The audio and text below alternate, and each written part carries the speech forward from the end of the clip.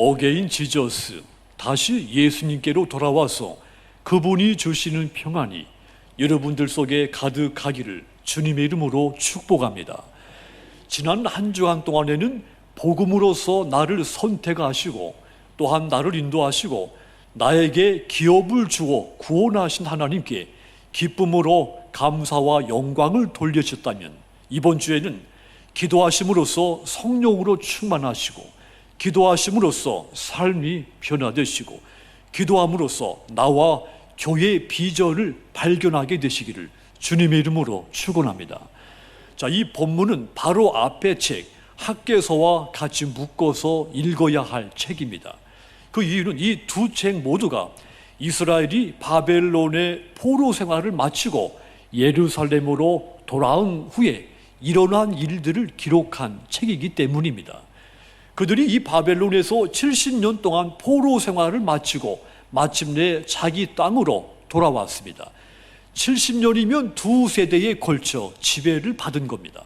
긴 세월 동안 자유를 뺏겼다가 마침내 자유를 되찾게 된 겁니다. 만약 이스라엘 백성들의 이 상황이 여러분들의 상황이었다면 가장 먼저 여러분들은 무엇을 했을 것 같습니까? 아마도 당연히 편히 살 집, 내 집을 먼저 지었을 것 같습니다. 저도 마찬가지입니다. 그런데 학개 선지자는 집을 짓는 것보다 더 중요한 것이 있다 선포를 했죠. 학개서 1장 4절 보시면 이 성전이 황폐하였거늘 너희가 이때에 판벽한 집에 거주하는 것이 옳으냐 했습니다. 성전이 이렇게 허물어 무너졌는데 너희가 잘 꾸민 집에 살고 있을 때라고 생각하는 것이냐? 집보다 하나님의 성전을 먼저 재건해야 된다는 뜻입니다. 이것은 단순히 성전 재건을 말하는 것이 아닙니다. 삶의 우선순위를 어디에 두어야 되는지 묻고 또 묻는 겁니다. 이스라엘 백성들 바벨론의 포로에서 구원하신 분이 누구입니까? 여호와 하나님이십니다. 그러므로 이 백성들이 바벨론에서 돌아와서 이렇게 자유를 뺏겼던 자유를 되찾게 하신 그 하나님을 위해서 성전을 재건하는 것이 집을 짓는 것보다 훨씬 더 중요한 일인 겁니다. 예수님께서도 이 학개 선지자의 위침과 동일한 말씀을 선포하셨죠. 마태복음 6장 33절 보시면 그런즉 너희는 먼저 그의 나라와 그의 의를 구하라. 그리하면 이 모든 것을 너희에게 더하시리라 그랬습니다. 먹을 것, 마실 것, 입을 것을 구하기 전에 먼저 하나님의 나라, 하나님께서 의롭게 여기시는 것을 구하라 했습니다. 먹을 것, 마실 것, 입을 것, 이것이 중요한 것이 아니라는 이야기죠. 이 이전에 하나님이 의롭게 여기시는 그런 삶을 구하라 했습니다. 사람은 자신의 가치관을 어디에 두고 사느냐에 따라서 우선순위가 달라집니다. 물질에 가치, 무게를 둔 사람이라면 항상 물질을 가장 먼저 구하게 될 겁니다. 권력, 출세에 가치를 무겁게 두는 사람이라면 언제든지 출세하는 데에 삶의 무게를 가장 우선순위를 둘 것입니다. 그런데 우리 주님은 먼저 그의 나라와 그의 의를 구하라고 했습니다. 삶에서 하나님을 가장 최우선순위로 삼으라는 말씀인 겁니다. 그의 나라, 하나님의 나라는 천국입니다. 평안과 희락과 기쁨이 넘치는 나라입니다. 하나님의 나라는 영생입니다. 그리고 하나님의 의는 모든 믿는 자에게 구원을 얻게 하는 하나님의 능력입니다. 로마서 1장 17절 보시면 복음에는 하나님의 의가 나타나서 믿음으로 믿음에 이르게 하나니 기록된 바 오직 의인은 믿음으로 말미암아 살리라 함과 같다 그랬습니다. 자, 그러니까 하나님의 의가 예수님을 통해 우리에게 나타나서 죄로 죽었던 저와 여러분들을 새롭게 해서 의와 경건과 거룩하게 살게 만들었다는 뜻입니다. 그러므로 예수 믿는 저와 여러분, 먹을 것, 마실 것, 입을 것, 이것들을 구하기 전에 먼저 하나님의 나라, 하나님께서 의롭게 여기시는 것을 구해야 하는 것입니다. 조의 선교이라고 있습니다. 조의 선교의 모토가 예수님을 첫째로, 이웃을 두 번째로, 나를 세 번째로 이겁니다. 이 조의 선교회가 첫째로 삼는 것, 삶의 가장 우선순위로 삼고자 하는 것, 예수 그리스도이십니다. 예수님을 믿고 그분의 명령에 따르는 것을 삶의 최우선순위로 삼는다는 뜻입니다. 그렇습니다. 어떤 기관이나 단체가 이웃을 섬기는 일은 정말 소중한, 중요한 일이죠. 그런데 그것이 첫 번째가 되어서는 안 되는 겁니다. 첫 번째는 반드시 하나님이 되어야 합니다. 예수님이 첫 번째가 되어야 하는 겁니다. 삶의 우선순위가 바로 될 때 하늘의 기쁨이 내게 임하는 겁니다. 그러므로 여러분, 우리가 마땅히 예수님을 따라서 먼저 그의 나라와 그의 의를 구하는 삶을 살아야 됩니다. 그리할 때 저와 여러분 가운데 하늘의 기쁨이 충만하게 임할 줄 믿습니다. 자, 그렇다면 이 스가랴 선지자가 이스라엘 백성들에게 어떻게 해야 하나님을 삶의 최우선순위로 삼고 살 수 있다고 선포했습니까? 가장 먼저는 기도로 성령 충만하라고 했습니다. 그리하면 하나님을 삶의 우선순위로 삼고 살게 된다고 했습니다. 기도는 성령으로 충만하게 하는 능력입니다. 이스라엘 백성들이 바벨론의 포로에서 돌아온 후에 어려운 일들이 많이 밀려왔습니다. 한두 가지가 아니었죠. 가장 대표적인 일, 성전 재건하는데 방해하는 사람들이 나타납니다.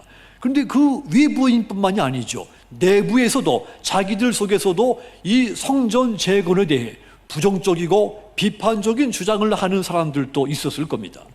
우리 집도 없는데 무슨 성전입니까? 하나님께서 우리를 버리지 않으셨습니까? 하나님이 우리를 버리지 않으셨다면 우리가 긴 세월 동안 바벨론의 포로로 잡혀 있을 때 왜 침묵했습니까? 하면서 성전 건축에 대해 소극적이고 부정적인 주장들도 수없이 많이 있었습니다. 이런 분위기 속에 성전을 재건한다는 것은 참으로 어려운 일이었죠. 이때 하나님은 성전 재건을 독려하기 위해서 스가랴에게 8가지 환상을 보여줍니다. 오늘 본문은 이 5번째 환상 중에 들은 말씀이죠. 6절 다시 보십시오. 그가 내게 대답하여 이르되 여호와께서 스룹바벨에게 하신 말씀이 이러하니라. 만군의 여호와께서 말씀하시되 이는 힘으로 되지 아니하며 능력으로 되지 아니하고, 따라합시다. 오직 나의 영으로 되느니라. 아멘. 하나님께서 절망과 낙심에 빠진 이 스룹바벨에게 어려움을, 이 난간을 뚫고 나갈 방법을 말씀해 준 겁니다. 그 방법은 다른 것이 아닙니다. 여호와의 영이신 성령의 능력으로 이 위기를 뚫고 나가라는 이야기입니다. 성령의 능력만이 위기를 극복할 수 있는 힘이며 능력이기 때문입니다. 성도 여러분, 물론 하나님의 일을 할 때는 저와 여러분의 노력, 힘이, 또 달란트가 필요하죠. 하지만 여러분, 가장 큰 힘과 원동력은 오직 하나님의 영, 성령의 능력에 있는 겁니다. 저는 지난 일주일 동안 필리핀에서 박동호 또 황영희 선교사님, 목사 안수시, 그리고 그 다음에 이제 쓰레기 마을, 또 공동묘지 마을 가서 피딩 선교 사역을 하고 돌아왔습니다. 목사 안수 행사가 끝나고 이제 담 사이트라고 하는 쓰레기 마을에 가서 어른들에게 쌀을 24kg씩 담은 쌀을 나눠주고 아이들에게는 간식을, 영양 간식을 나눠줬습니다. 또 그 다음 날은 이 루도 마을에 가서 똑같이 어른들에게 쌀을 나눠주고 아이들에게 영양 간식을 나눠줬습니다. 이번 선교 활동에서도 기도로 이 힘든 이 선교 사역을 감당하며 지역을 변화시키는 이 두 분의 선교사님 모습에 제가 또 다시 한번 도전과 감동을 받고 왔습니다. 자, 두 분 선교사님이 늘 하는 소리가 하나님이 하셨습니다. 이 말을 가장 많이 하셨습니다. 하나님의 영, 성령의 능력으로 이 힘들지만 선교 사역을 할 수 있었다 고백하시는 겁니다. 특별히 이번 방문을 통해 이 세 개 마을에서 조금씩 다른 점들을 제가 보게 됐습니다. 교회가 세워져 있는 곳, 그러니까 이 복음이, 말씀이 더 많이 선포되는 곳에 더 많은 변화가 있었다고 하는 것을 느꼈습니다. 첫 번째 마을, 오래된 이 루도 공동묘지 마을이었습니다. 부자들이 묻혀있는 무덤은 무덤 자체가 큰 저택이었습니다. 산 사람이 죽은 사람의 무덤 속에 들어가서 살고 있는 겁니다. 물을 구하기도 어렵고 외부인들이 꺼리는 곳이어서 범죄자들이 숨어 사는 그런 마을이기도 했습니다. 치안이 불안하니까 선교사님들도 그만큼 자주 이곳에 방문해서 선교하기가 어렵다는 겁니다. 자, 이 마을에 교회를 세울 수가 없기 때문에 묘지 한쪽에 이 마을 사람들을 모아놓고 성경 공부하고 어린이들 예배, 주일학교 예배 드리고 성인, 우리 같이 이 장인 예배를 드린다는 겁니다. 저는 이 아이들을 좋아하기 때문에 아이들을 유심히 하나씩 살펴보는데 이곳의 아이들에게는 웃음기가 적었습니다. 두 번째 마을은 담사이트 쓰레기 마을이었습니다. 쓰레기를 뒤져서 돈이 될 만한 것을 골라 팔고 쓰레기 더미에 함께 버려진 음식들 식초에 씻어서 먹는다는 겁니다. 이 마을엔 다행히 교회가 하나 있었습니다. 수종교회로 세워서 다행히 이 교회 안에서 주일학교 예배, 성경 공부, 주일 예배를 드린다는 겁니다. 물론 교회라고 하지만 구멍가게라는 표현이 더 어울릴 정도로 아주 작고 허술한 건물이었죠. 자, 그런데 이 담사이트 쓰레기 마을 아이들, 이 더럽고 이 힘든 그런 환경 속에 살지만 얼굴들이 해맑았습니다. 영양 상태는 매우 좋지 못했는데 아이들의 표정은 밝아 있었습니다. 세 번째 마을, 파그라움 센터 주변에 있는 마을이었습니다. 파그라움 센터 주변 아이들에게 마치 어린이 대공원 같은 곳이었습니다. 숙소가 있고 아이들이 읽을 수 있는 책이 도서관이 있고 직업 교육을 위한 작업실이 있고 또 야외에 아이들이 힘껏 놀 수 있는 놀이기구들이 있었습니다. 이 마을 아이들은 아주 행복해 보였습니다. 해맑을 뿐 아니라 이 아이들의 표정이나 눈빛을 보면 꿈이, 행복이 보였습니다. 세 곳 모두 선교사님들이 기도하고 섬기는 곳들이었죠. 그 중에 가장 큰 제가 변화를 본 것이 바로 파그라움 센터 갈보리 교회 안의 사역들이었죠.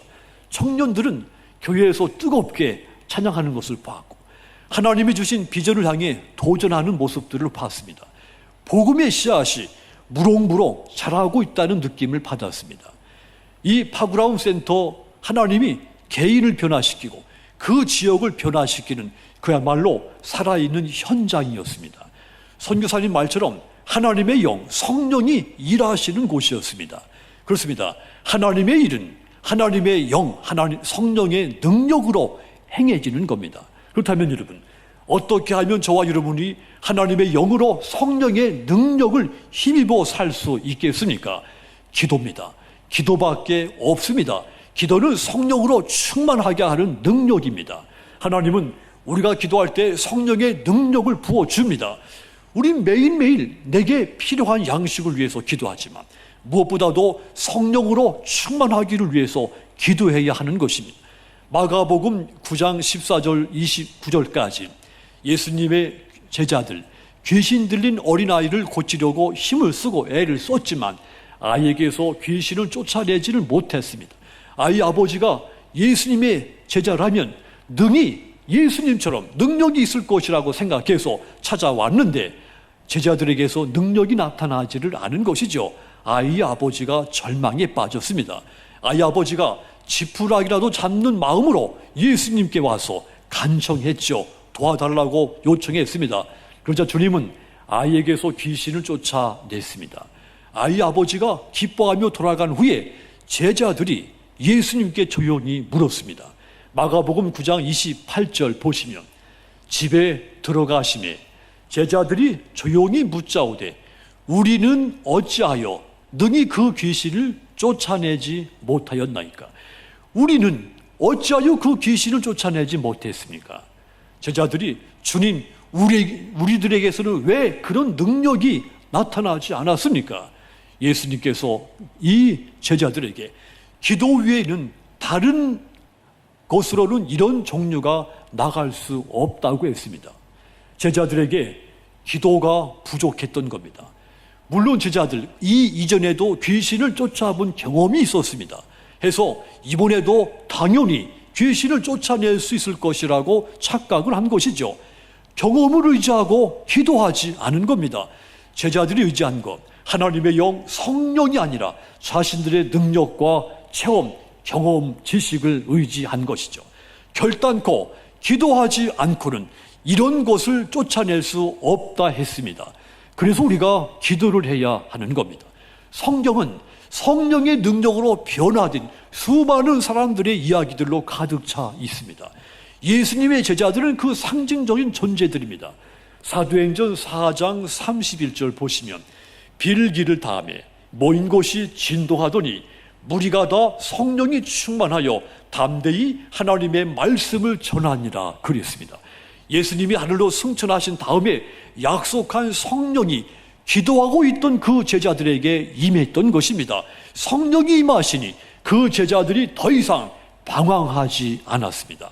그들은 성령의 능력으로 담대해져서 하나님의 나라의 이 복음을 전파하기 시작했습니다. 기도하여 성령으로 충만해져서 하나님을 삶의 우선순위로 삼고 살기 시작한 겁니다. 그러므로 사랑하는 여러분, 기도하여 성령으로 충만하셔서 하나님을 내 삶의 최우선순위로 삼고 사시는 믿음의 여러분들 다 되시기를 주님의 이름으로 축원합니다. 또 하나님을 우선순위로 삼기 위해서는 기도함으로써 내 삶을 변화시켜야 됩니다. 변화되지 않은 삶은 하나님을 우선순위로 삼지 않게 됩니다. 기도는 삶을 변화시키는 능력입니다. 이 코로나가 우리 삶에 큰 변화를 가져다 줬습니다. 이 코로나가 아니어도 우리 삶이 하루하루 살기 힘들었는데 이 바이러스가 우리 삶을 더 무겁게 짓누르고 말았습니다. 가족 관계가 소원해지기도 했고 경제적으로 빈궁에 빠지기도 했고 직장을 잃는 등 위기가 우리 삶을 짓눌렀죠. 하지만 여러분, 그러할지라도 하나님은 우리에게 기도하라고 말씀했습니다. 2000년의 이 기독교 역사, 많은 박해와 탄압, 순교의 역사가 끊이지 않았습니다. 맹수의 굴에 던져졌고 매를 맞고 감옥에 갇히고 감옥에서 죽고 추방을 당하고 온갖 탄압과 이 탄압, 박해를 받았지만 믿음의 선조들, 그분들은 넘어지지 않았습니다. 어떻게 그럴 수 있었습니까? 기도해서 새롭게 달라져 있었기 때문입니다. 그래서 우리 기독교는 어떠한 핍박에도 흔들리지 않았고 오히려 핍박을 받을수록 교회 복음은 더 멀리 뻗어나갈 수가 있었던 겁니다. 그렇습니다. 하나님의 능력을 의지하는 기도는 나를 변화시키는 능력인 것입니다. 기도로서 나와 교회를 변화시켜서 하나님을 내 삶의 우선순위로 삼고 사는 여러분들이 다 되시기를 주님의 이름으로 축원합니다.